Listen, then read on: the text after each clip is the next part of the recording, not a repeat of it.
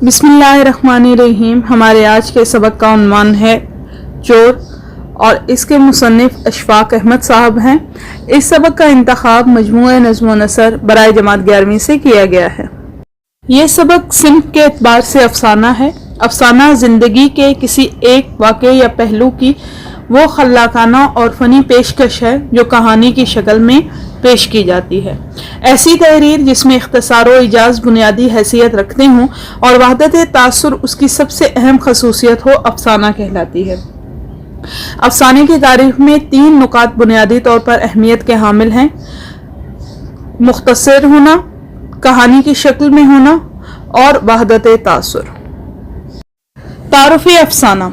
अशफाक अहमद साहब का ये अफसाना उनके मजमूए सफ़र मीना से मुंतखब किया गया है। ज़िंदगी आजमाइश और इम्तिहान का नाम है। ज़िंदगी की गाड़ी को चलाने के लिए अच्छी सोच, अच्छी अक्ल और अच्छी रहनुमाई की ज़रूरत होती है। अगर ये तीनों चीज़ें मुयस्सर हों तो एक कामयाब इंसान बनता है, लेकिन इनकी अदम मौजूदगी की सूरत में इंसान गलत रविश इख्तियार करके अपने दीन और दुनिया दोनों को तबाह व बर्बाद कर लेता है। यही हकीकत अशफाक अहमद साहब के इस अफसाने की बुनियाद है। आइए अफसाने का खुलासा देखते हैं। एक चोर रात के अंधेरे में एक गरीब खानदान के घर में चोरी की नीयत से दाखिल होता है। कमरे में दाखिल होकर वो एक अलमारी खोलता है जिसमें दवाओं की शीशियां भरी होती हैं। उसी अलमारी के खाने में उसे एक लिफाफा मिलता है जिसमें 170 रुपए और एक खत रखा होता है। चोर लिफाफा मुंह में दबाकर मसरूर और शादमान निकल जाता है। घर पहुंचकर लिफाफा खोलता है और खत निकाल कर पढ़ता है। खत में किसी शकीला बेगम ने अपने भाई को अपने बीमार बेटे के इलाज के लिए रकम न देने पर शिकवा किया था और लिखा था कि उधार वगैरह लेकर इलाज के लिए रकम मुहैया कर ली गई है और वो अपने बेटे को बगर्ज़े इलाज पिंडी ले जाने वाली थी। यह हकीकत जानकर चोर का सोया हुआ ज़मीर बेदार हो गया। रात उसने सख्त इत्तराब और बेचैनी में गुजारी। सुबह रकम लौटाने के लिए घर से निकला तो जाए वारदात पर पुलिस वाले तफ्तीश करते नजर आ गए। वो खौफजदा होकर दाता दरबार चला गया। उसका ज़मीर उसे चैन नहीं लेने देता था। अगले दिन वो फिर शकीला बेगम के घर की तरफ गया। उसने चाहा कि रजिस्ट्री का लिफाफा पैसों समेत अंदर उछाल दे, लेकिन हिम्मत ना हुई। चोर रात भर अपने ज़मीर से लड़ता रहा और बिलाखिर उसके आगे हथियार डाल दिए। सुबह को नहा धोकर शकीला बेगम के घर पहुंचकर कुंडी खटकाकर इंतजार करने लगा कि जो ही दरवाजा खुले वो लिफाफा अंदर फेंक कर रवाना हो जाएगा। दरवाजा खुला, लेकिन चोर की हिम्मत न हुई। उसने यूं ही बात बना दी और वहां से चला आया। उसकी ज़मीर ने फिर उसे लानत व मलामत शुरू कर दी और बिलाखिर उसकी कुव्वत मुदाफ़ियत जवाब दे गई और उसने एक ट्रांजिस्टर रेडियो चुरा कर बेच दिया और कसूर वक्त गुजारने चला गया। लेकिन यहाँ भी उसका ज़मीर आसूदा न हुआ। एक हफ्ते के बाद जब वो लौट कर लाहौर आया तो सीधा शकीला बेगम के घर पहुंचा, लेकिन गली के मोड़ पर पहुंचते ही उसने बच्चे का जनाजा देखा। चोर की हालत बहुत ख़राब हो गई। चोर ने बड़ी मुश्किल से आगे बढ़कर मैयत को कंधा दिया। बहुत से लोग बातें कर रहे थे और चोर को बुरा भला कह रहे थे, जिसने सफ़े खर्च की रकम चुरा कर बच्चे की जान ले ली थी। चोर के ज़मीर ने उसकी गर्दन पर जोर से धप्पा मारा। वो सड़क पर गिर गया। लोगों ने पकड़कर उसे सहारा दिया और जनाजा म्यानी साहब पहुंच गया। तदफीन से फारिग होकर लोग घरों की तरफ लौट गए। चोर ने फूलों की एक टोकरी खरीदी और सके को पानी देकर सारी कब्र पर छिड़काव करवाया। सारे फूल कब्र पर डालने के बाद वो बहुत देर तक वहां पर बैठा रहा और जब वो कब्रिस्तान से बाहर निकला तो उसने इस नेक काम की बदौलत अपने ज़मीर के बोझ को बिल्कुल ख़त्म होता महसूस किया और उस रकम को अपने ऊपर जायज़ और हलाल समझ लिया। मरकजी ख्याल। अशफाक साहब का यह अफसाना माशरे पर एक दर्दनाक तंज है। इसका मरकजी ख्याल कुछ यूं है कि कोई इंसान अपनी माँ की गोद से बदकिरदार और बुरा बनकर पैदा नहीं होता, बल्कि ये माशरे की नाहमवारियां ही हैं जो ऐसे किरदारों को जन्म देती हैं और उनको परवान चढ़ाती हैं। इंसान का ज़मीर उसे बुरे काम से बार बार रोकता है, मगर इंसान उसकी आवाज़ पर कान नहीं धरता और छोटी सी नेकी का काम करके अपने आप को हर गुनाह से बरी ज़िम्मा समझता है। चोर की किरदार निगारी।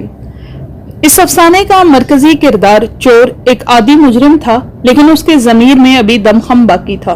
جو خط پڑھنے کے بعد فوراً بیدار ہو گیا، لیکن وہ ضمیر کی بات ماننے کی بجائے اس سے جنگ کرنے لگا۔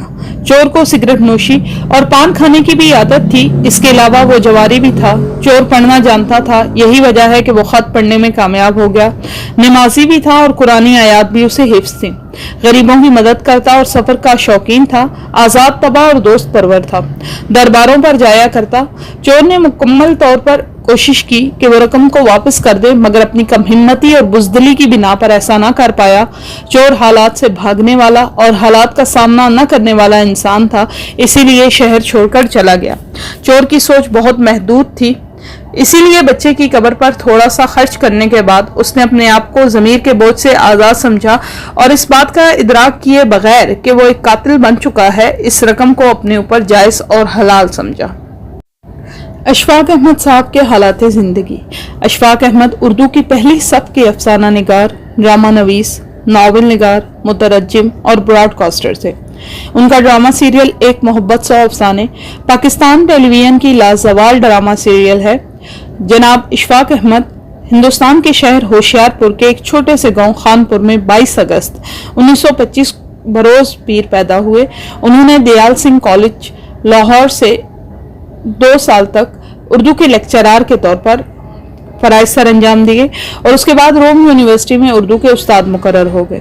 وطن واپس آنے کے بعد انہوں نے ادبی مجلہ داستان گو جاری کیا، جو اردو کے آفس طباعت میں چھپنے والے ابتدائی رسالوں میں شمار کیا جاتا ہے۔ 2 سال ہفت روزہ لیل و نہار کی ادارت بھی کی۔ وہ 1967 میں مرکزی اردو بورڈ کے ڈائریکٹر مقرر ہوئے، جو بعد میں اردو سائنس بورڈ میں تبدیل ہو گیا۔